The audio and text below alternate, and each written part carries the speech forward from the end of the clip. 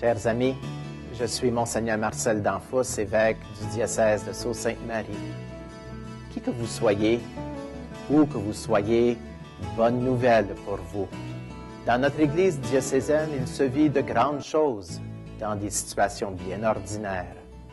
Nous croyons que le Seigneur marche avec nous et nous espérons qu'aujourd'hui, vous pourrez le découvrir davantage en rencontrant des personnes passionnées pour le Christ.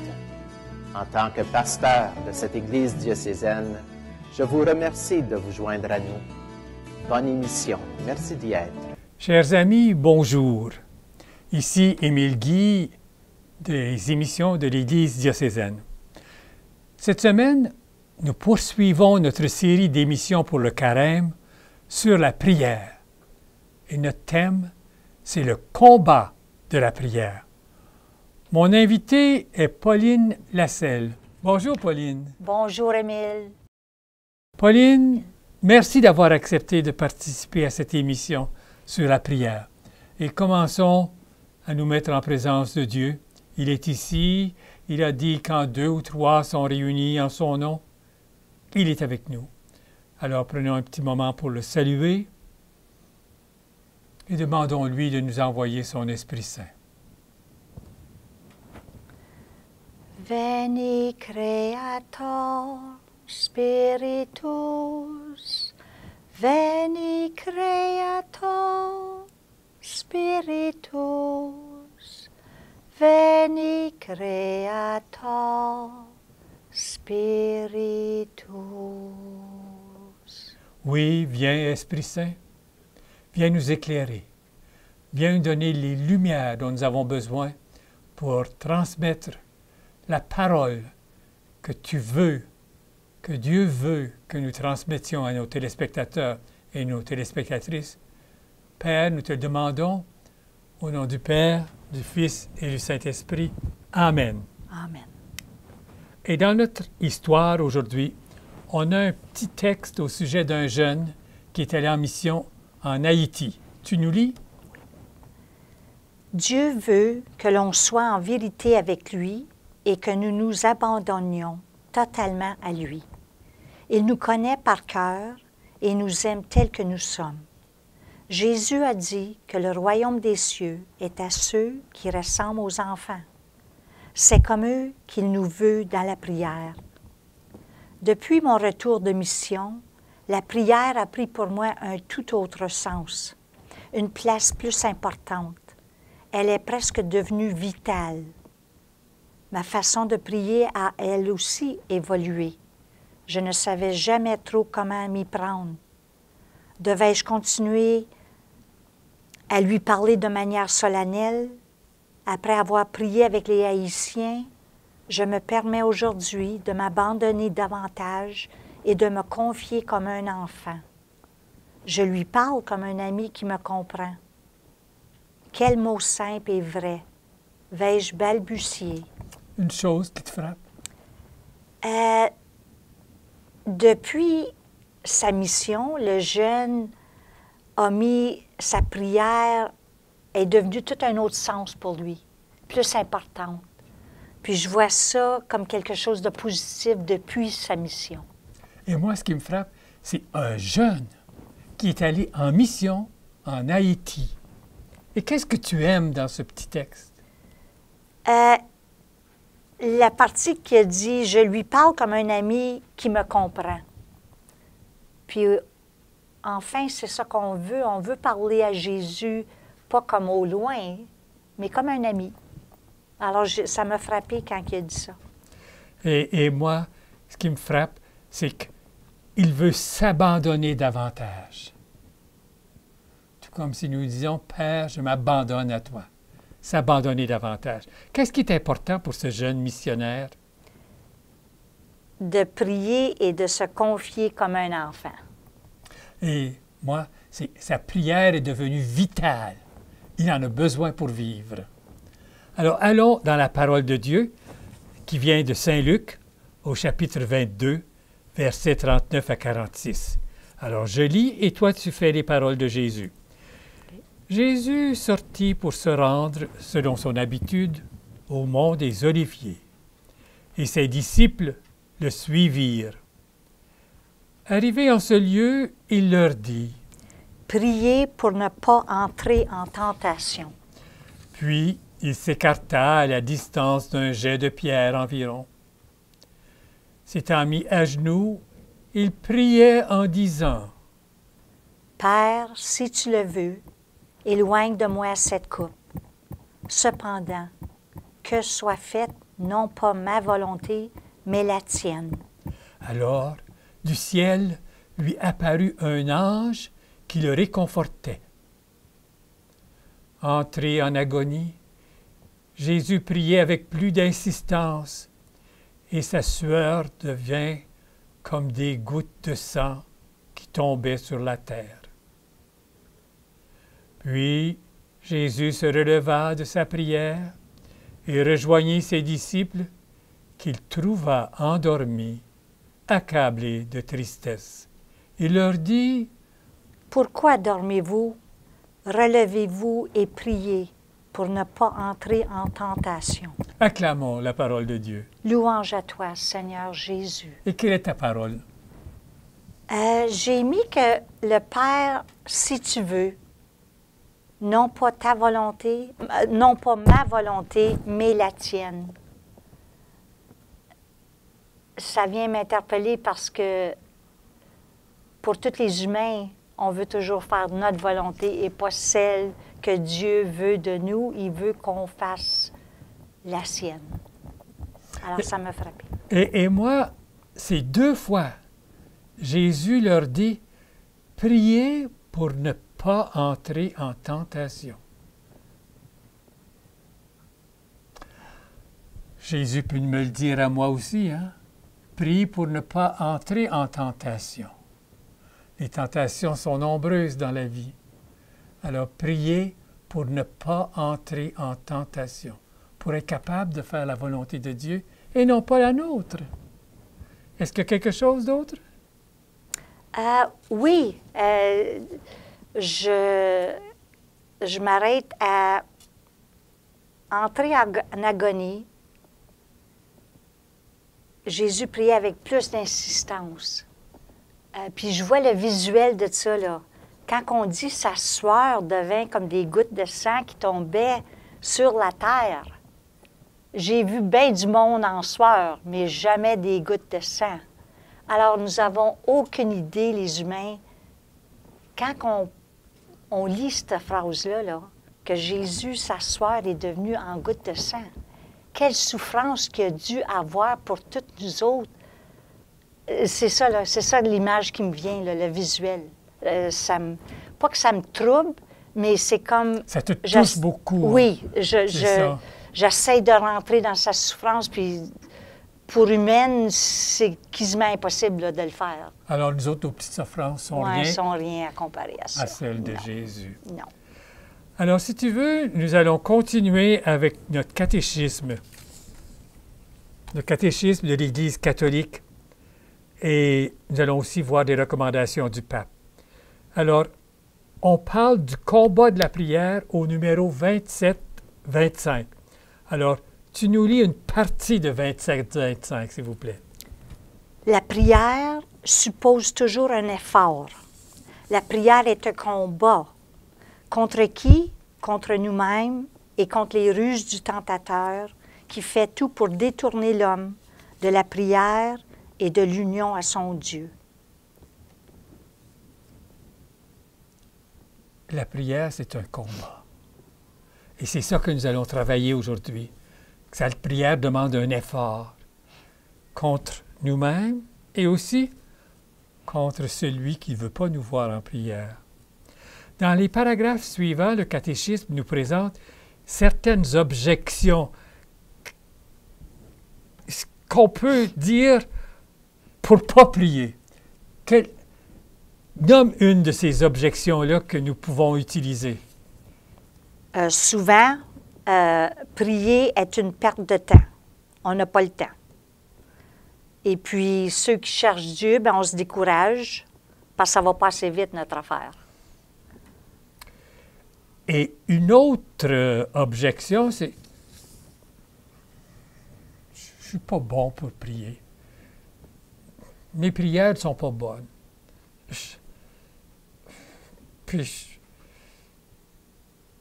Mes prières, je demande des choses, puis je ne suis pas exaucé comme je veux. Alors, à quoi est-ce que ça sert de prier?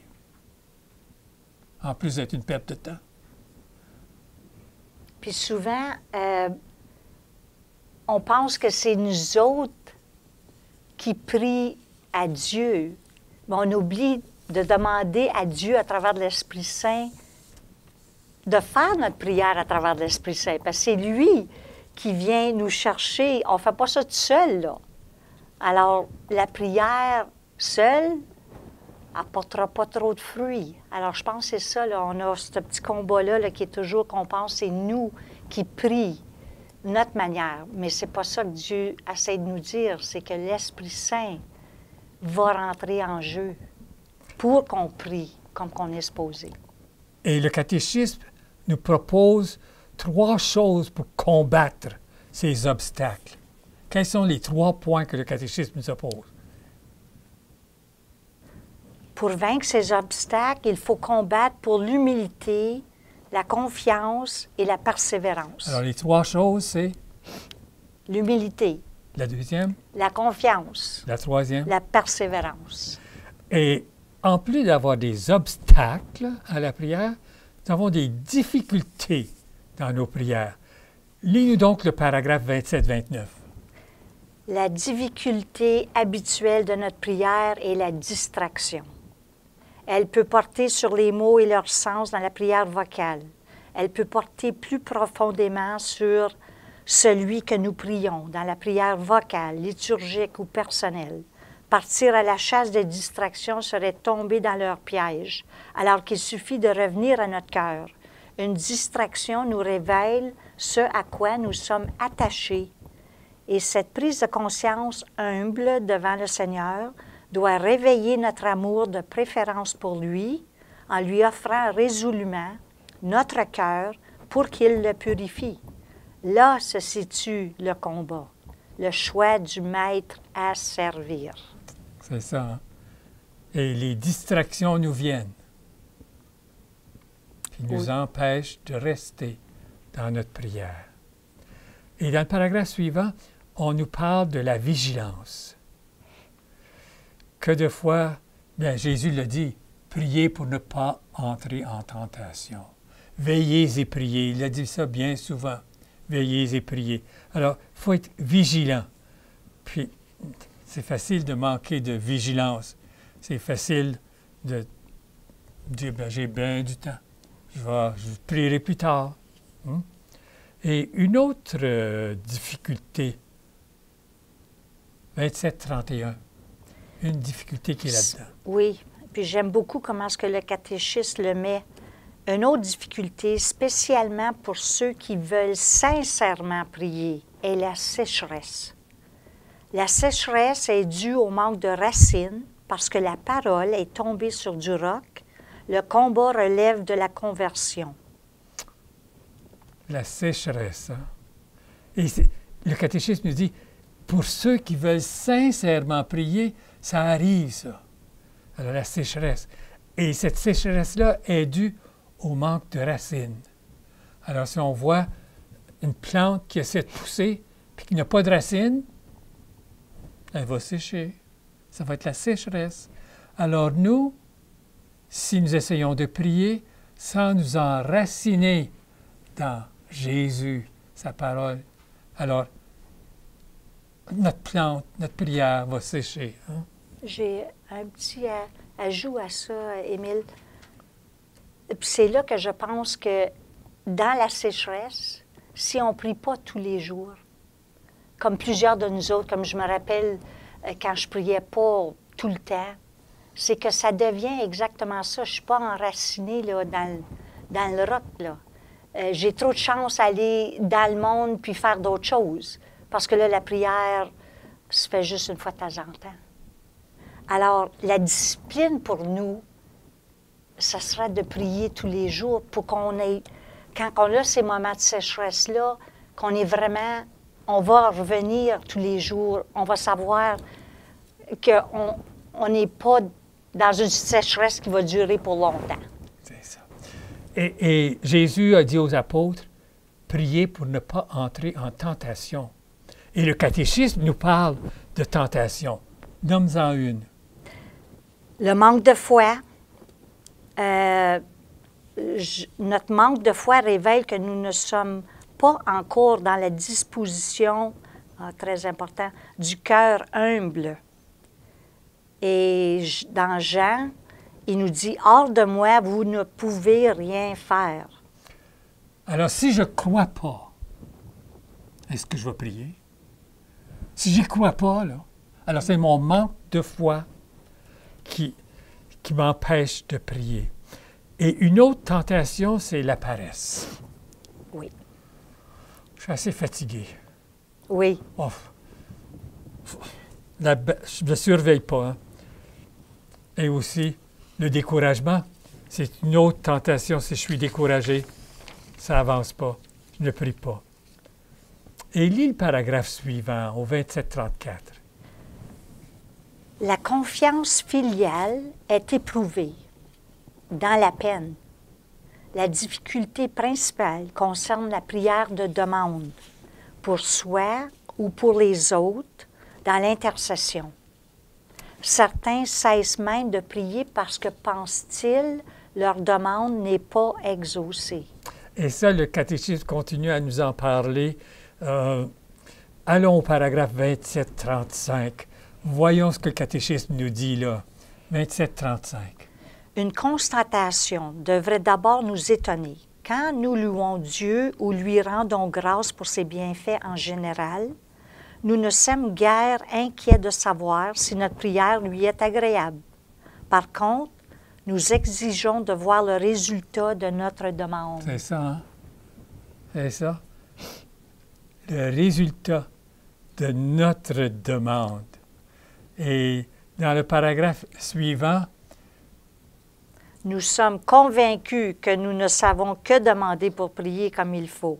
Demandons-nous à Dieu les biens convenables. Notre Père sait bien ce qu'il nous faut avant que nous le lui demandions, mais il attend notre demande parce que la dignité de ses enfants est dans leur liberté. Et il faut prier avec son esprit de liberté pour pouvoir connaître en vérité son désir. Alors, il faut connaître le désir de Dieu. Qu'est-ce que Dieu désire? Hein? Ma volonté? Non, la tienne. Connaître sa volonté.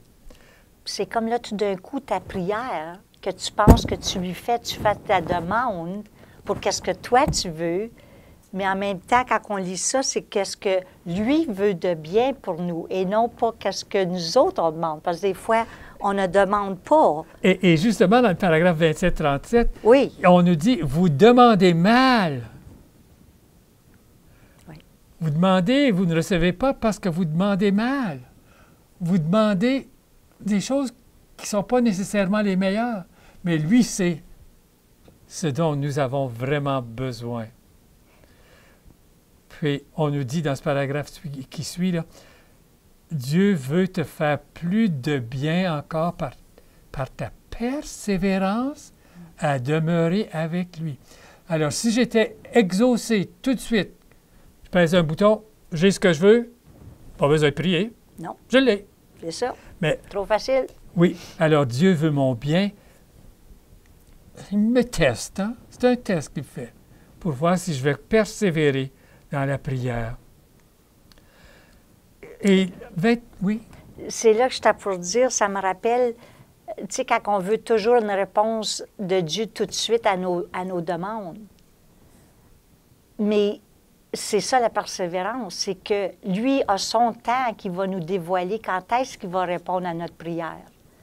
Puis pour certains d'eux autres, ça peut être bien longtemps. Je vais juste prendre l'exemple de ma mère qui a prié beaucoup pour moi, que je revienne à l'Église. Ça n'a pas été avant son décès. Alors, elle est partie depuis 1984. Alors, merci, chère maman et papa, d'avoir prié pour moi, mais c'était le temps de Dieu et non pas le temps à ma mère. C'est ça, c'est ça. Et comment notre prière est-elle efficace? Alors, on ne lira pas tout ce paragraphe-là, mais moi, j'aimerais dire que c'est si nous demandons au nom de Jésus, et surtout si nous demandons l'Esprit Saint au Père au nom de Jésus, notre prière va être efficace.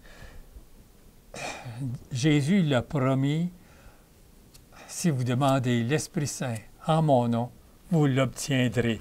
Et c'est ça qui est vraiment le plus important. Et la prière, c'est un geste d'amour.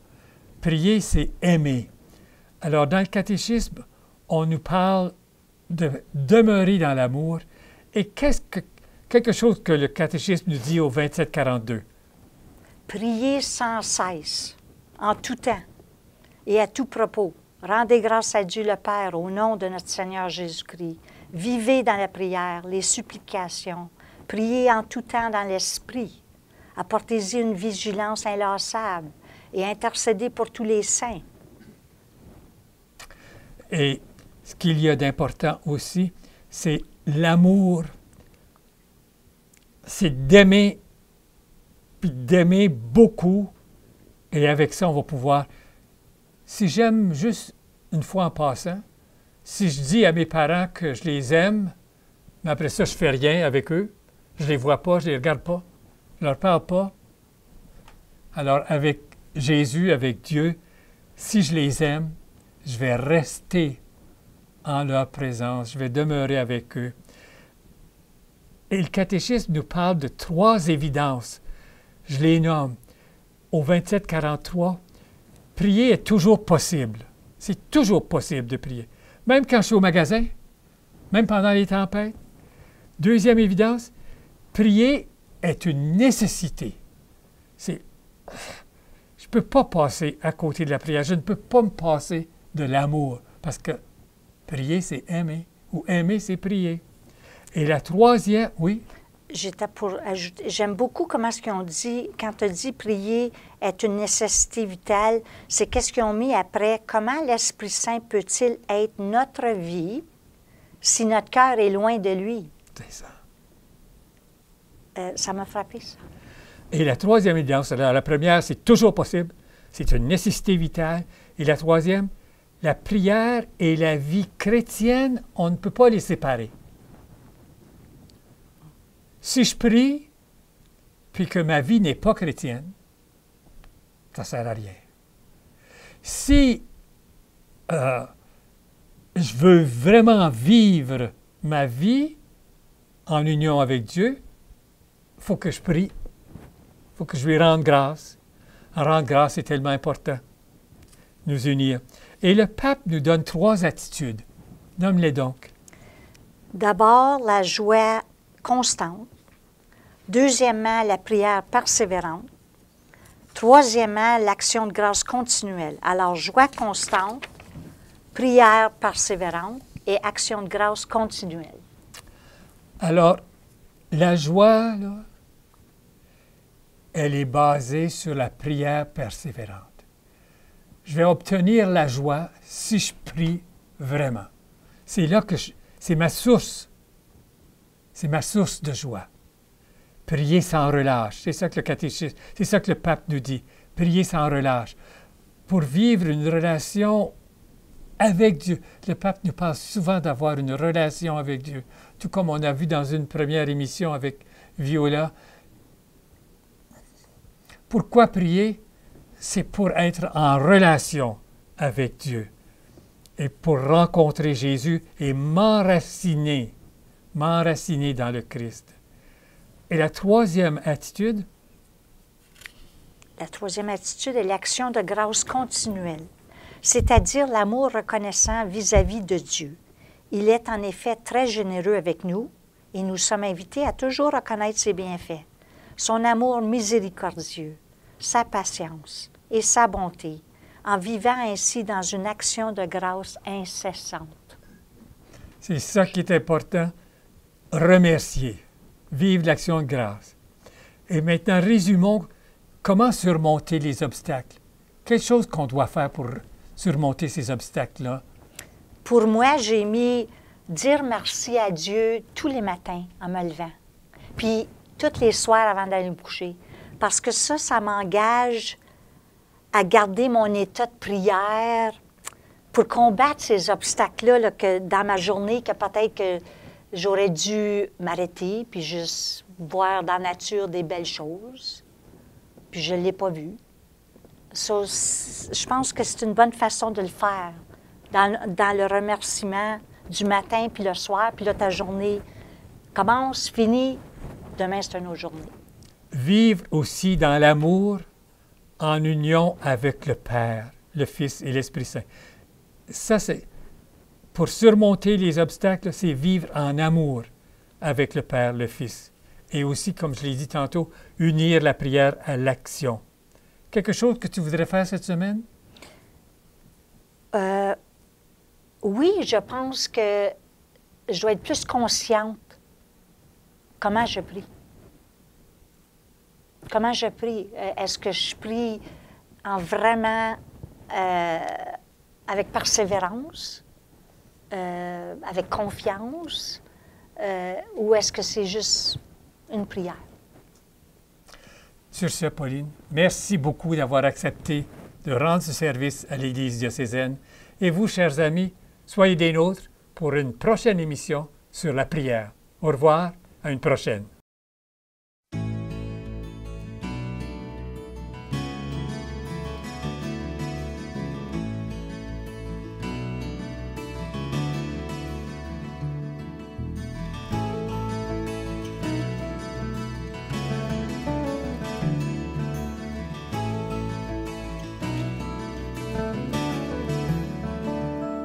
Tous ensemble, il me semble, on pourrait changer le monde de jour en jour, de cœur en cœur, par des gestes d'amour.